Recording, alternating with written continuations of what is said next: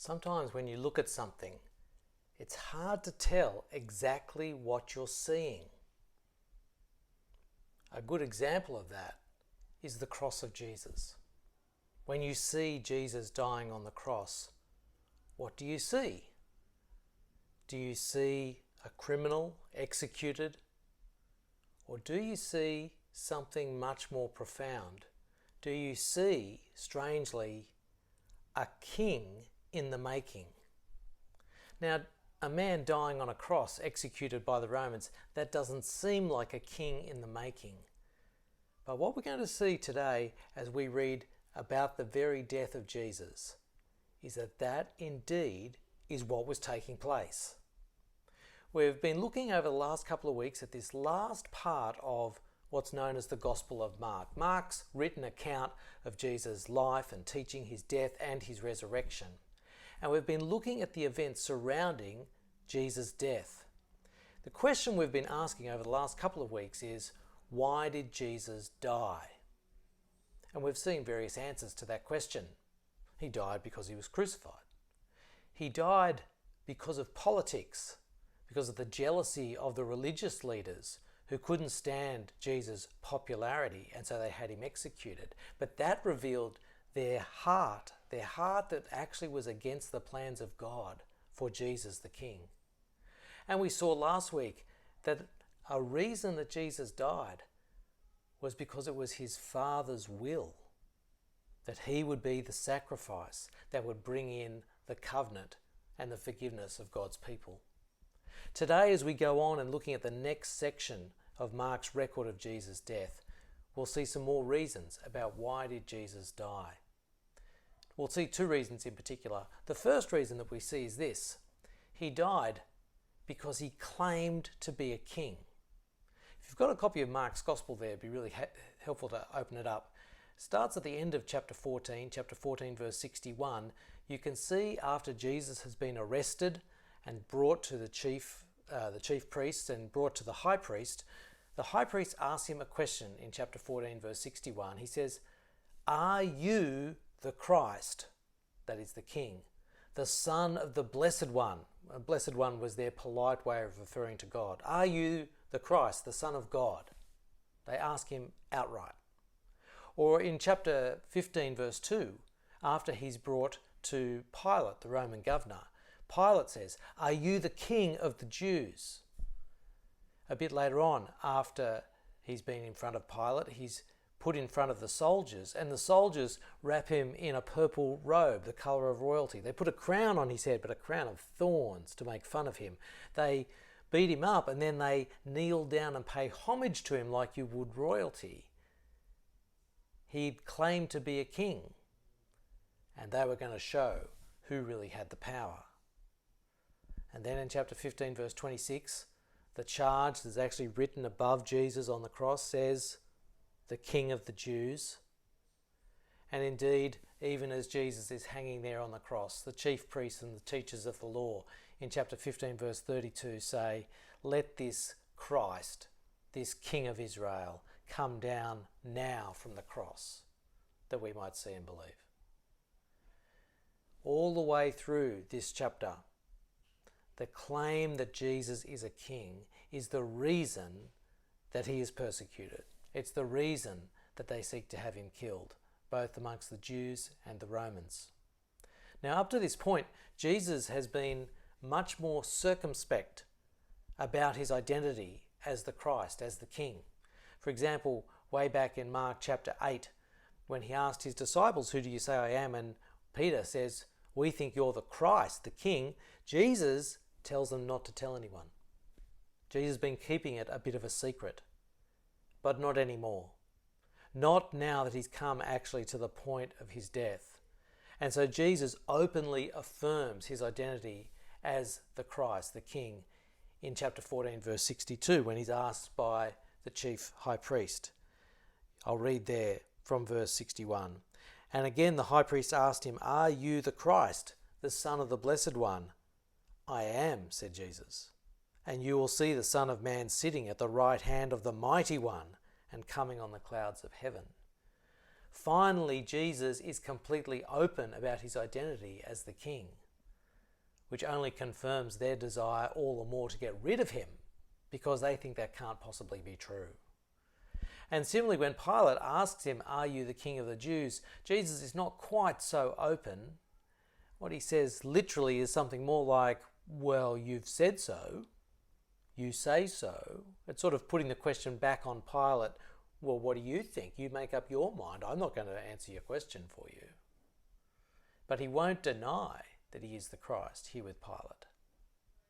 So yes, Jesus dies because he claimed to be the king, and they couldn't stand that. But notice, they didn't actually believe that he was the king. Those looking on as Jesus died on the cross, those looking on concluded, because of the very way he died, executed like a criminal, hung on a cross outside the city of Jerusalem, clearly that proves he can't be God's promised king. Because there's no way the king of Israel would suffer like that. As the chief priests and the teachers of the law said, as Jesus was hanging there on the cross, "Let this Christ, this king of Israel, come down now from the cross, that we may see and believe."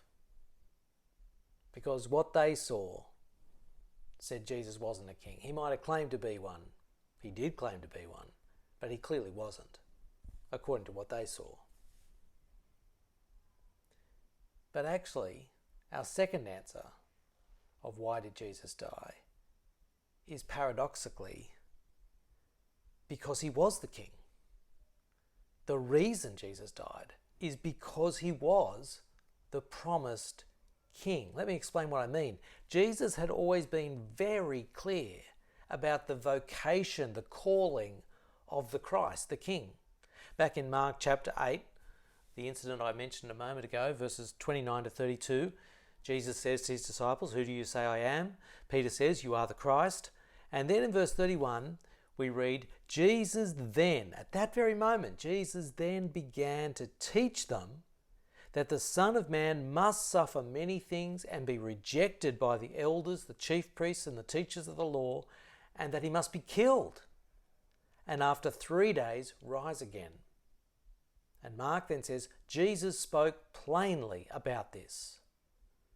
Jesus has been very clear about the true vocation of the true King of Israel. It's to die. And so now Jesus has come to that particular moment of his life.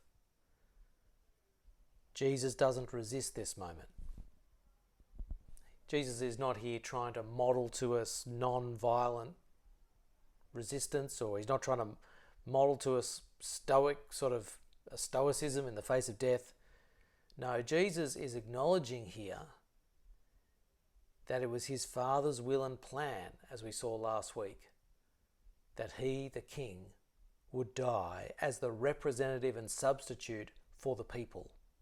Jesus was going to win a salvation for the rest of his people by bearing in himself all their guilt and their shame and their punishment for their rebellion against God. He was doing what was necessary to save his people. That's kingly sacrifice, a kingly rule. So Jesus, it was necessary for him to die if he was indeed the king. Jesus makes this clear as he goes on, that at the very end of his life, as he's hanging there on the cross, just before he gives up his last breath, Jesus cries out, Mark says, in a loud voice, "Eloi, Eloi, lama sabachthani." Mark records it for us in the original Aramaic that Jesus would have spoken. It's there in Mark chapter 15, verse 34. What Jesus is quoting there is a psalm from the Jewish Old Testament. Psalm 22, verse 1. my God, why have you forsaken me?" Some people in history have said that at this point Jesus must have finally realized that actually God wasn't going to save him, That this is sort of a moment of horrific realization for Jesus that actually he'd been wrong all along and this was the end. I think that completely fails to understand the significance of Jesus quoting this psalm. Jesus quotes the opening line of the psalm, but if you go and read the whole psalm, it's remarkable in the way it prophesies what was actually happening to Jesus at that moment. Now, it was a psalm written by King David, which Jesus is here claiming as a prophecy for this moment, the moment of his death. I'll point out some examples to you. In Mark chapter 15 verse 24, we read that as Jesus was being crucified, they divided his clothes by casting lots. They gambled for his clothing. Well, if you go and read Psalm 22 verse 18, it says, they divide my garments among them and cast lots for my clothing. In chapter 15 verse 29, we read that the crowd passed by hurling insults and shaking their heads at him. Well, in Psalm 22 verse 7, we read, they hurl insults, shaking their heads. In Mark chapter 15 verse 20, we're told the soldiers mock him. In Psalm 22 verse 7, all who see me mock me. Or in Mark 15 verse 24, as they crucified him. In Psalm 22 verse 16, we're told, they have pierced my hands and my feet, which were the very parts of your body they pierced when they crucified you. And so you can go on looking at Psalm 22 and comparing it to the details surrounding Jesus' death. Jesus sees what's going on and he knows the Psalm 22. And so he cries out in a loud voice, we're told. He proclaims at this moment, this is what's going on. Psalm 22, I am the King descended from David. I am the promised Christ, the Messiah, and this is happening to me as David prophesied it would. So Jesus knows how it is to go for the true King. It was there in Psalm 22, and now it's happening to him. But those standing around, they don't get it. They can't see it. They think he's just a pretender, just somebody who claimed to be the Christ, and now they've gotten rid of him. Whereas Jesus knows, no, this profoundly is the true vocation of the true King, to die like this, suffering this abuse. Except there is one other person who does see it, sees it for what it really is. The Roman centurion who is overseeing Jesus' death. Have a look at chapter 15 of Mark's Gospel, verse 39. Mark records for us, and when the centurion who stood there in front of Jesus heard his cry and saw how he died, he said, surely this man was the Son of God. Now think about that for a moment. When he heard his cry, which cry is that? Well, it could be verse 34, where Jesus cried out in a loud voice, my God, why have you forsaken me? Or it could be his final cry. Verse 37, we're told Jesus cried aloud and breathed his last. Which cry did he hear? I'm not sure. But either one seems weak. And he saw how he died. Hanging there, crucified, insulted by all who passed by. He saw how he died. And instead of concluding, weak, this guy was a loser, he concluded, surely this man was the Son of God, was the King. How could he hear Jesus cry and see how Jesus died? How could he make that conclusion? This must be the King. Actually, it's the same way that you and I can reach that conclusion. Only by God granting you the eyes to see what is truly going on in that scene. Because you talk about the death of Jesus, or you hear about Jesus dying on the cross, and yes, you think It seems foolish. It seems weak. It seems pathetic. Or with the eyes of faith, of trust, of understanding that comes from God, you go, I see God's promised King dying for me, dying for us. I get it. I see it.